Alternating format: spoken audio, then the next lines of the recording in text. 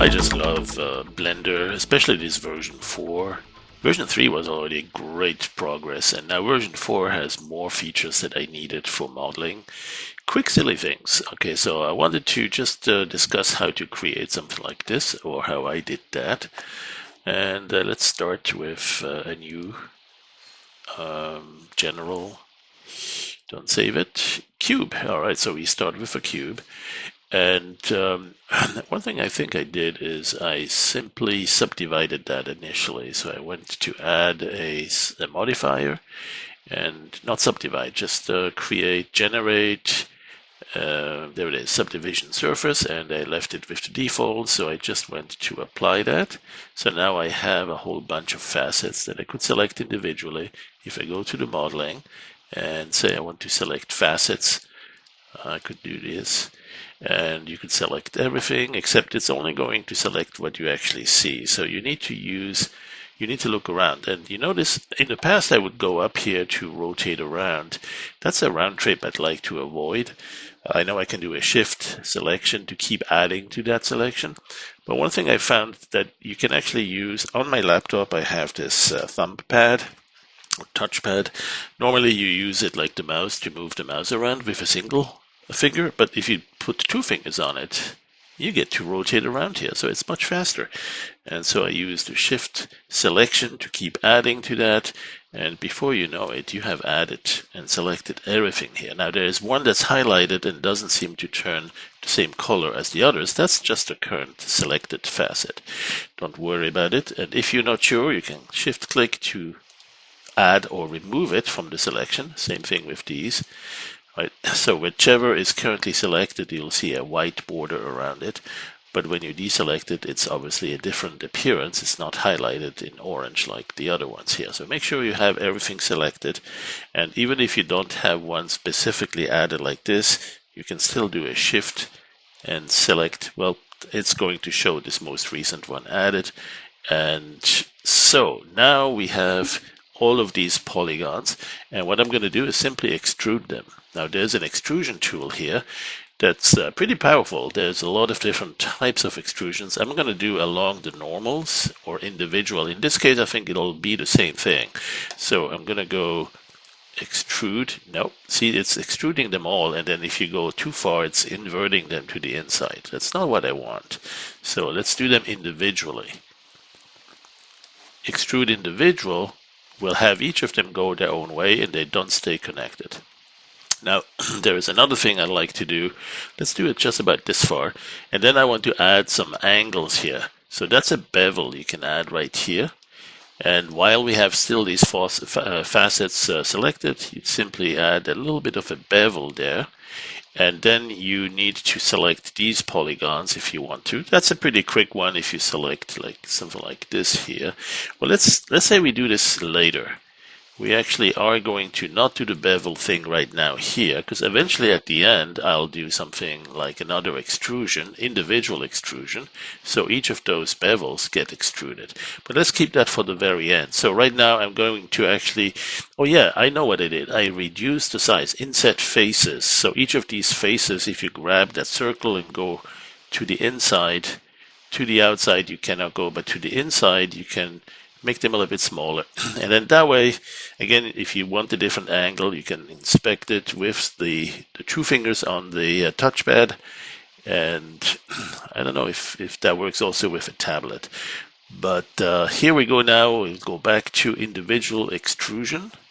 And so here, this one, I mean, it's just magical what you can do. Some crazy structures really quickly. And what I'm going to do next is make them a little bit bigger. So for that I want to use the scale tool, and you could make them, see how they're growing bigger. You could also do that in a different way. You could make them, I think it's probably time to do the bevel. There you go. And then we have these bevel sides all automatically selected, and I'm going to extrude those.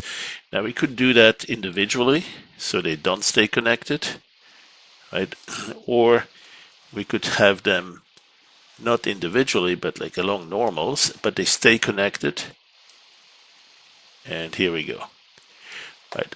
And so now this time it's probably a good idea to save this and then go to add another modifier, which is again that subdivision, generate subdivision surface. So now you have a nice sort of a smooth appearance. And you could apply it if you want, or you can add a little bit more detail and then go to, well, I don't know if we can apply it as is, but we can certainly export that.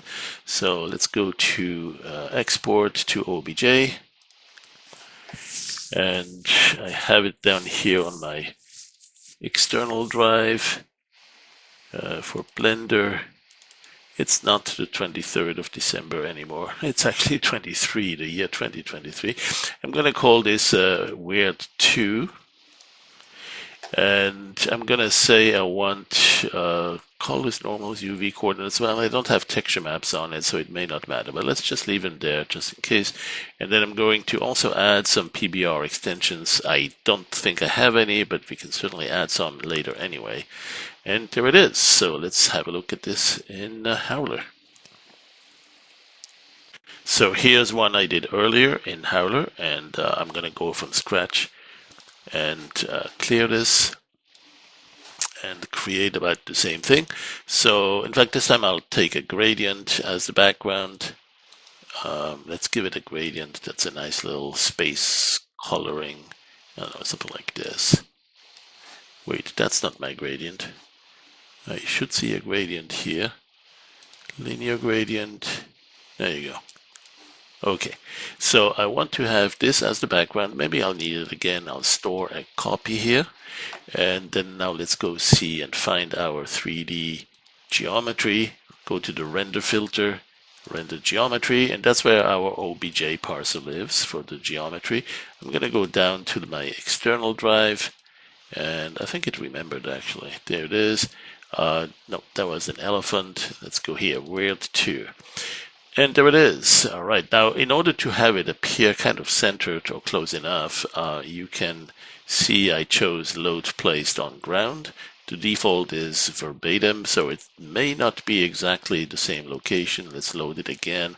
Yeah, you see it's a little bit below here. I also still remember earlier levels of shading. It's a little bit too bright. And let's see what else. Well, okay, let's go back to this. Load on the ground and reload it. And now I needed to add some environment reflection maps. It's doing a little bit, but not much. And that's because we didn't enable the metallic appearance. So let's go to the material property. So here's the material file. And hopefully there is already something in there. And we can just add the metallic amount and the roughness. Yes, there is a material called material, and it's most likely the one that's being used.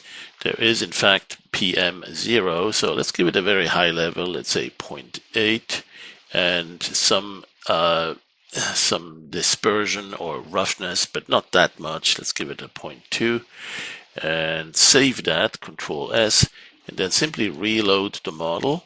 So there it is, double click. And now we have the reflection happening. Now we have whatever environment map you load here, you're going to see a reflection map on that. Let's give it one more, perhaps one of those that have a little bit of trees showing in the background. There, this one. And we can zoom in to see a bit more in detail. And there you have it. A nice little, you could turn that into a map, into a brush, or just keep it as is. A nice little rendering with some fancy 3D thing and a little bit of extra lighting. And thanks for watching.